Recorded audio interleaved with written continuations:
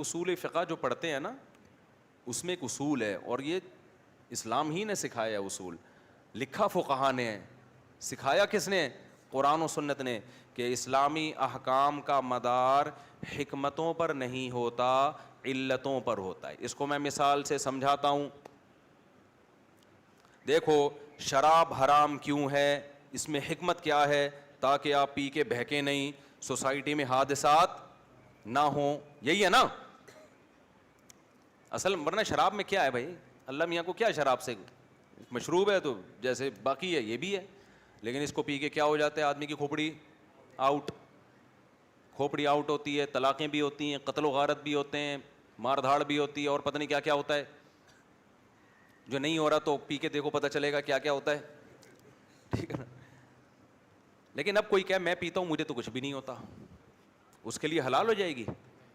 حلال پھر بھی نہیں ہوگی، کیونکہ یہ شراب کو حرام ہونے کی حکمت ہے کہ اس سے لوگوں کے میٹر کیا ہوتے ہیں شارٹ۔ اصل علت یہ نہیں ہے، علت وہ آیت ہے انما الخمر والمیسر والانصاب والازلام رجس، اے ایمان والو ناپاک ہے، فاجتنبوہ، اس کو چھوڑ دو، بس یہ علت ہے۔ جب تک یہ علت ہے قرآن کی آیت رہے گی، شراب کیا رہے گی؟ حرام، یہ قطرہ بھی حرام رہے گا۔ اس اللہ فرماتے ہیں ان الصلاۃ تنہی عن الفحشاء والمنکر، نماز بے حیائی اور بری باتوں سے روکتی ہے، یہ حکمت ہے نماز کی۔ آپ نے کیا کیا؟ چونکہ مجھے نماز سے بے حیائی روک ہی نہیں رہی اور بری باتوں سے روک ہی نہیں رہا، لہذا اب تو روک ہی نہیں رہا ہے، لہذا اب تو کوئی، جیسے ڈاکٹر ایک میڈیسن دیتا ہے کہ میں آپ کو یہ اس لیے کھلا رہا ہوں تاکہ آپ کا بخار اترے، آپ کہیں ڈاکٹر صاحب اتر ہی نہیں رہا، تو ڈاکٹر کہتے فائدہ نہیں ہو رہا تو چھوڑ دے یہ والی دوا، یہ دوا مقصود تھوڑی ہے، اصل تو علاج مقصود ہے نا۔ تو ہمارے بعض لبرل طبقہ ہے کہتا ہے نماز سے ایکچولی مقصد تو یہ تھا کہ ایکچولی یہ ہو جائے، ایکچولی وہ جب ہو ہی نہیں رہا تو نماز کو چھوڑ دو، کیا کرنا ہے ایسی نماز کا؟ بھائی نماز سے کچھ بھی نہیں ہو رہا نا، پھر بھی پڑھنی پڑے گی کیونکہ وہ خود مقصود ہے۔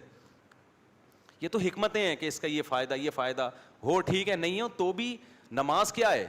وہ پھر بھی فرض رہے گی۔ کیوں رہے گی؟ علت نہیں ہے یہ کہ بے حیائی سے روکتی ہے، یہ حکمت ہے۔ علت کیا ہے؟ اقیموا الصلاۃ، ایمان والو نماز قائم کرو، بس یہ خود ہی علت ہے۔ علت کہتے ہیں جو اصل وجہ ہوتی ہے جس کی وجہ سے ایک عبادت ہم پر واجب ہوتی ہے۔ اور روزے کی حکمت کیا بیان کی ہے؟ تم پر روزے فرض کیے گئے لعلکم تتقون، تاکہ تمہارے اندر تقوی پیدا ہو جائے۔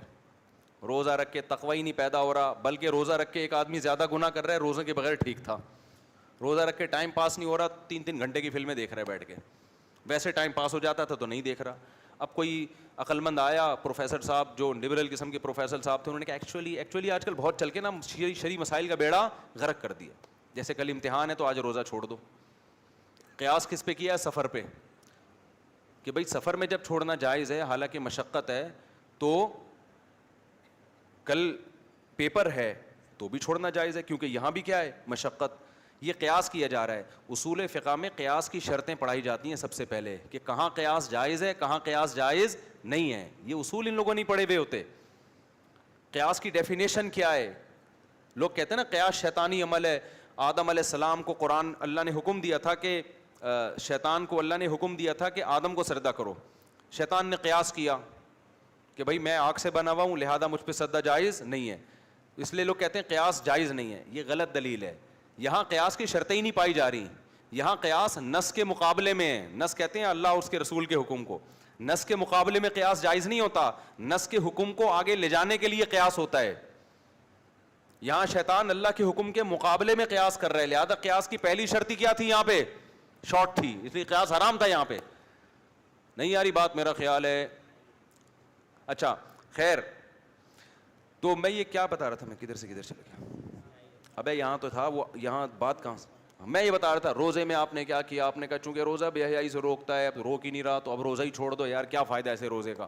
پھر حدیثیں بھی مل جائیں گی، نبی نے فرمایا کہ جو روزہ رکھ کے گناہ نہیں چھوڑتا، غیبت نہیں چھوڑتا، بہت سے لوگ ہیں جن کو روزے میں بھوک پیاس کے علاوہ کچھ بھی حاصل نہیں ہوتا۔ اب آپ نے کہا چونکہ حدیث کا ریفرنس بھی ہے کہ بہت سے روزے دار ایسے ہیں جن کو روزے میں بھوک کے علاوہ کچھ بھی حاصل نہیں ہوتا، حدیث بھی ہے۔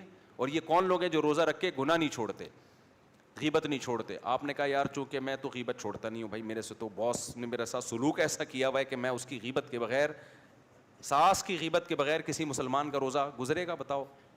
آپ لوگ کا گزرے گا, ہمارے بھی گزرتا ہے الحمدللہ. اچھا, کیونکہ ضرورت ہی نہیں ہے, اتنی اچھی سانسیں سب کو ملی ہوئی ہیں الحمدللہ.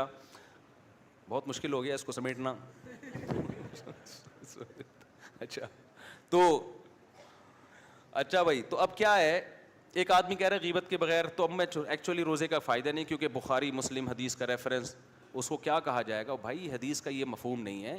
کیونکہ روزہ جو فرضیت کی اصل وجہ ہے نا, وہ یہ ہے, یا ایھا الذین آمنوا کتب علیکم الصیام, ایمان والو تم پہ روزے فرض کیے گئے, اور اس کی دن ٹائم کون سا ہے, شہر رمضان, قرآن نے بتا دیا. اب یہ جو ہے نا کہ گناہ چھوڑو, تو یہ حکمتیں ہیں روزے کی. گناہ چھوڑیں, یہ روزے کی کیا ہے, حکمت ہے, یہ علت نہیں ہے. علت قرآن کی آیت ہے کہ تم پہ روزے فرض ہیں, گناہ چھوڑو نہ چھوڑو, یہ خود ایک گناہ ہے روزہ چھوڑ دینا. باقی حدیث میں جو کہا جا رہا ہے کہ بہت سے لوگ جو روزہ رکھ کے بھی گناہ کرتے ہیں, ان کو بھوک پیاس کے علاوہ کچھ نہیں حاصل ہوتا, یہ صرف موٹیویشن کے لیے ہے. یہ بتانے کے لیے نہیں ہے کہ گناہ نہیں چھوٹ رہے تو روزہ ہی چھوڑ دو, کوئی فائدہ ہی نہیں ہے روزہ رکھنے کا.